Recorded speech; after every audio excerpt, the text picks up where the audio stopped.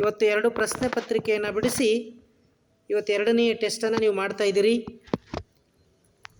ಸಮಾಧಾನದಿಂದ ಮಾಡಬೇಕು. 2.5 ತಾಸು ಇರ್ತದೆ ನಿಮಗೆ. 100 ಮಾರ್ಕ್ಸಿನ ಕ್ವಶನ್ ಪೇಪರ್ ಕೊಟ್ಟಿರೋದ್ರಿಂದ ಎಲ್ಲ ಮಕ್ಕಳು ಸಮಾಧಾನದಿಂದ ಆಲೋಚನೆ ಮಾಡಿ ಬರೆಯಿರಿ. ಇದು ಯಾವುದೇ ಪರೀಕ್ಷೆಯನ್ನು ಬರಿತೀರಿ ಅಂದರೆ ನಾನು ಆ್ಯನ್ಯುವಲ್ ಎಕ್ಸಾಮ್ ಬರೆಯಕತ್ತೀನಿ ಅನ್ನುವಂಥ ಮನಸ್ಥಿತಿಯನ್ನು ಇಟ್ಕೊಂಡು ಎಕ್ಸಾಮ್ ಬರೀಬೇಕು. ಪ್ರತಿ ಎಕ್ಸಾಮನ್ನು ಕೂಡ ಆ್ಯನ್ಯುವಲ್ ಎಕ್ಸಾಮ್ ಅಂತ ಭಾವಿಸಿ ಪರೀಕ್ಷೆಯನ್ನು ಬರಿಬೇಕು. ಎಲ್ಲ ಮಕ್ಕಳು ಕೂಡ ನಾನು ಹೇಳ್ತಾ ಇರೋದು. ಅಂಕಗಳು ಬಹಳಷ್ಟು ಪ್ರಮುಖವಾಗಿರ್ತವೆ. ಎಲ್ಲ ವಿಷಯ ಗೊತ್ತಿರ್ತಕ್ಕಂಥ ವಿಷಯ.